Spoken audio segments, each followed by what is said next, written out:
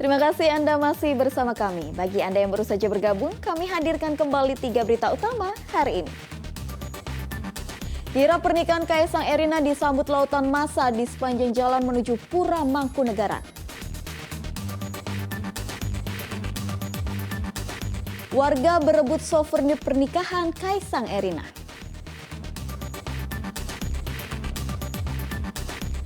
Disiksa majikan secara keji dengan disiram air panas dan diborgol. Seorang asisten rumah tangga asal Pemalang nekat kabur dari apartemen majikannya di Jakarta.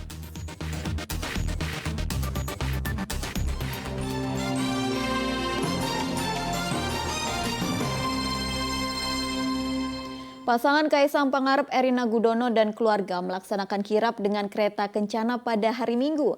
Massa membludak membadati jalur kirap area Puri Mangkunegaran. Lautan massa menyambut kirap pengantin Kaisang Erina menuju lokasi pesta pernikahan di Pura Mangkunegaran. Mereka bahkan sudah berkumpul sejak pukul 6 pagi.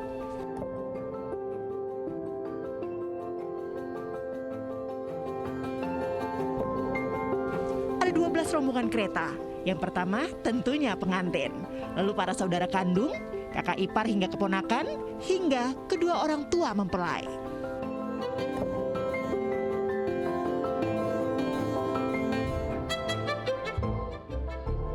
Acara yang digelar di hari Minggu yang bertepatan dengan Hari Bebas Kendaraan di mana menjadi kegiatan rutin akhir pekan warga Solo semakin menambah keramaian.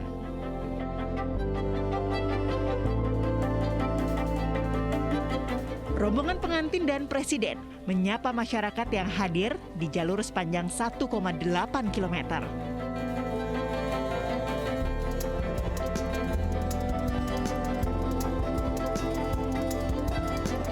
Semakin seru setelah Presiden Jokowi dan rombongan membagikan cenderamata kepada warga di lokasi kirap.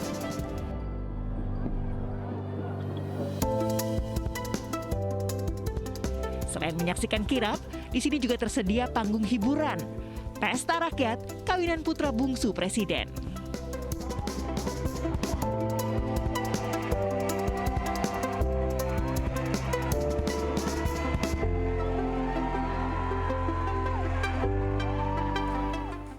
Bagi-bagi souvenir saat kirap pengantin Kaisang Erina jadi bagian yang sangat dinantikan oleh warga. Warga menanti di sepanjang jalan Slamet Riyadi untuk mendapatkan berbagai jenis souvenir dari Joko Widodo. Sambil bersorak-sorai, warga berebutan souvenir berisi tas, peci, dan berbagai barang lainnya. Banyaknya souvenir membuat para pengawal presiden juga ikut turun tangan.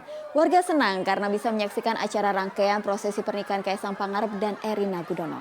Dalam kirap pengantin yang diiringi oleh 12 kereta kencana ini, rombongan pengantin akan menuju ke Mangkunegaran dengan berjalan kaki sejauh 1 km. Prosesi resepsi pernikahan antara Erina Gudono dan Kaisang Pangarep ini merupakan rangkaian dari acara akad di Yogyakarta. Dapat souvenir, Ibu perasaannya gimana dapat souvenir dari Pak Jokowi? Sekali bahagia, kayak Pak Jokowi, selamat ya Pak Jokowi. Beruntung lah ya. Ini dapat apa ini Mbak? Ini apa ya? Ini kayak dompet Dompet ya? kecil. Dompet buat make up bisa, atau buat isi, ya multifungsi sih. Mungkin ada harapan ucapan buat Mas Kaisang Mbak? Semoga berbahagia. Selain bagi-bagi souvenir, prosesi ngunduh mantu juga diwarnai dengan tradisi begalan. Dalam tradisi ini, keluarga Presiden Joko Widodo menyiapkan 2 tempat pikul berisi alat perkakas rumah tangga. Alat-alat perkakas rumah tangga ini jadi sasaran rebutan warga sesaat diletakkan di halaman loji gandrung. Tradisi ini digelar karena Presiden Joko Widodo menggelar pernikahan untuk anak terakhirnya. Tradisi begalan memiliki makna selamatan agar keluarga pengantin bebas dari gangguan dan rintangan dalam mengarungi rumah tangga. Salah satu warga mengaku senang bisa mendapatkan perkakas alat rumah tangga ini.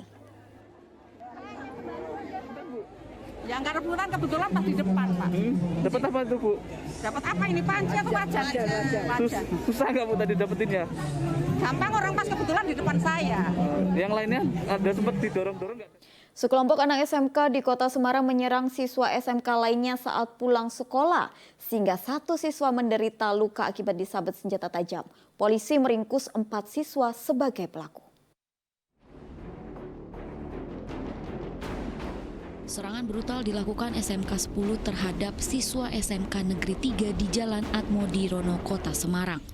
Dari rekaman CCTV, para pelaku yang menggunakan sepeda motor tiba-tiba datang menyerang para siswa SMK Negeri 3 yang hendak pulang sekolah dengan senjata tajam. Sejumlah siswa lari berhamburan ke halaman sekolah menyelamatkan diri. Namun, para pelaku kian beringas dengan menyerang hingga ke halaman sekolah. Akibat serangan brutal ini, satu siswa SMK Negeri 3 menderita luka sehingga dirawat di rumah sakit. Berdasarkan analisa rekaman kamera pengawas, polisi akhirnya menangkap 4 pelaku yang seluruhnya siswa SMK 10 Semarang. Korban sendiri itu memang posisinya rencana mau pulang lagi pesan ojek online. Jadi posisinya mau lagi menunggu ojek online, tahu-tahu ada serangan dari sekelompok pelajar ya dari. Menurut para pelaku, penyerangan didalangi seorang alumni yang kini kian masuk dalam DPO pihak kepolisian. Polisi menyita 4 senjata tajam jenis celurit yang digunakan untuk menyerang. Para pelajar ini dikenai pasal 351 dan Undang-Undang Darurat Nomor 12 Tahun 1951 dengan ancaman hukuman maksimal selama 10 tahun. Agus Hermanto melaporkan dari Kota Semarang. Seorang asisten rumah tangga asal Pemalang dianiaya majikannya di sebuah apartemen di kawasan Kebayoran, Jakarta. Korban disiram air panas bahkan diborgol sehingga mengalami trauma berat. Polres Pemalang berkoordinasi dengan Polda Metro Jaya untuk menangkap sang majikan. Asisten rumah tangga bernama Siti Kotimah langsung dirawat di Rumah Sakit Dr. Asari Pemalang usai kabur dari apartemen majikannya di Jakarta. Perempuan berusia 23 tahun asal desa Kebanggan, Kecamatan Moga Pemalang, menderita luka serius akibat dianiaya majikannya. Korban juga mengalami trauma berat sehingga sering menangis. Kotimah nekat kabur dari apartemen majikannya di Jalan Tengkunyak Arif di kawasan Kebayoran, Jakarta karena tidak kuat lagi terus dianiaya. Ia diantar pulang kampung halamannya oleh sopir taksi online.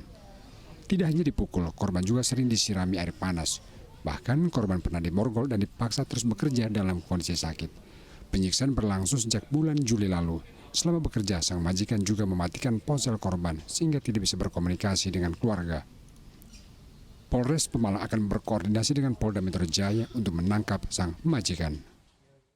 Hasil pengakuan daripada korban menerima penganiayaan dari majikannya yang ada di apartemen Jakarta. Tentunya karena lokus deliktinya ada di Jakarta, hal ini langsung dikomunikasikan oleh Satreskrim Polres Pemalang, dan ini Bapak Kasareskrim untuk berkomunikasi lanjut dengan kepolisian di Jakarta dalam hal ini Resmo Polda Metro Jaya. Lega ya Bu ya? Alhamdulillah lega, udah ketemu anaknya kembali. Walaupun keadaannya kayak gitu, saya berterima kasih, bersyukur sama Allah Subhanahu wa Ta'ala yang telah memberikan anak saya kemudian saya kembali. Harapannya gimana Bu? Harapan saya semoga pulih kembali, normal kembali, kumpul sama keluarga seperti semula, Pak. Selain mendapat penganiayaan berat, korban juga mendapat gaji yang tidak sesuai selama 7 bulan bekerja. Sebulan korban hanya menerima gaji sebesar 1 juta rupiah, padahal dijanjikan sebulan mendapat 2 juta rupiah. Kuncur Wijayanto melaporkan dari Kabupaten Pemalang. 2 orang yang mengaku sebagai wartawan memeras sebuah SPBU di Desa Tlogorjo Pati. Para pelaku meminta uang belasan juta rupiah agar tidak memberitakan dugaan kecurangan pengisian BBM oleh pihak SPBU. Dari rekaman CCTV milik SPBU Tlogorjo, 2 pelaku datang menggunakan kendaraan SUV hitam. Mereka kemudian naik ke lantai 2 menemui pengelola SPBU. Pada rekaman lain, kedua pelaku menemui pengelola SPBU di sebuah kafe di perumahan Dendole di Desa Mukti Harko. Di tempat inilah kedua pelaku minta uang kepada pengelola SPBU sebesar 15 juta rupiah agar tidak memberitakan dugaan kecurangan pengisian BBM oleh pihak SPBU. Kedua pelaku berdalih mendapat pengisian BBM pada 6 Desember hanya berupa angin. Karena takut, pengelola SPBU akhirnya bersedia namun hanya bisa membayar 12 juta rupiah. Namun sebelum transaksi rampung, polisi meringkus 2 pelaku. Diduga kedua pelaku adalah wartawan abal-abal. 2 orang yang mengaku sebagai wartawan atau wartawan. Mereka kesini dengan alasan mau konfirmasi itu namanya pengisian kami itu kurang bagus atau kuat hanya saja. Kalau misalnya mau untuk berita ya agak mahal, bilangnya gitu. Terus dia itu mintanya 15 juta. 15 juta. Ya. Setelah itu saya nego-nego tidak bisa.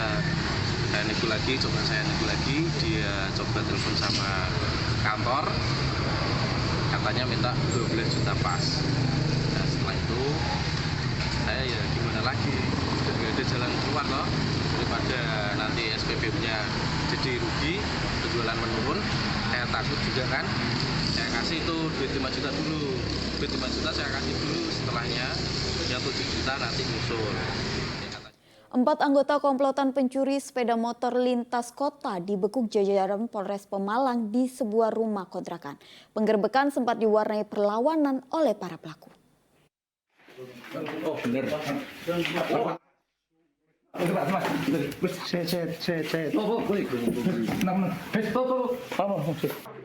Penggerbekan komplotan pencuri sepeda motor lintas kota berlangsung di sebuah rumah kontrakan di Kecamatan Belik, Pemalang. Dari video amatir polisi, penggerbekan sempat tegang karena pelaku melawan.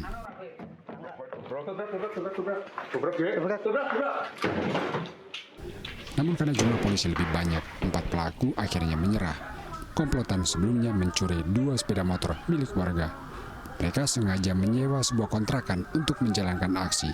Komplotan juga merupakan residivis pada kasus yang sama. Modus operandi, ini pelaku berarti ada niat dari rumah kontrakan jam 12 malam melakukan mereka, kemudian menuju ke TKP atau menyerang sasaran hingga menemukan melihat motor itu di garasi dan ada niat di situ. Dan niat kemudian mereka berbuat tindak berhasil memetik, alhamdulillah dengan kerja keras. Kita semua kerja sama masyarakat yang berinformasi dengan benar dan korban yang melapor dengan cepat sehingga alhamdulillah jam 7 pagi kita dapat menangkap pelaku di rumah kontrakannya. Polisi menyita 2 unit sepeda motor hasil kejahatan, STNK serta peralatan yang biasa digunakan para pelaku saat beraksi. Kuncor Wijayanto melaporkan dari Kabupaten Pemalang. Seorang pencuri dengan modus mengenakan jilbab mencuri sepeda motor di Kabupaten Kudus. Pelaku terlihat dibantu oleh seorang pria. Dalam rekaman CCTV terlihat 2 pelaku berboncengan turun dari motor di area parkir dekat kedai kopi di Desa Jatikulon, Kecamatan Jati, Kudus. Salah satu pelaku yang diduga perempuan mengenakan jilbab. Pelaku menghampiri motor sasaran milik pengunjung kedai kopi lalu menuntunnya.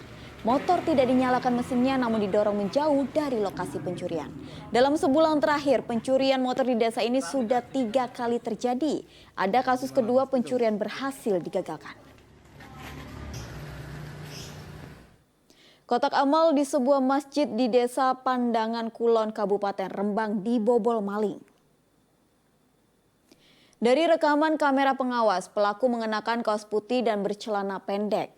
Pelaku mendatangi Masjid Al-Hikmah lalu membobol 3 kotak dari 5 kotak amal masjid. Pencurian berlangsung pada malam hari tanggal 7 Desember lalu. Pelaku membawa kabur uang yang ditaksir mencapai 2 juta rupiah. Pencurian kotak amal di masjid ini sudah sering terjadi dan juga telah dilaporkan ke polisi. Namun pelaku tak kunjung ditangkap. Informasi tadi mengakhiri jumpa kita hari ini. Atas nama rekan yang bertugas, saya Tabita Putri mengucapkan terima kasih atas kebersamaan Anda. Selamat beraktivitas dan sampai jumpa.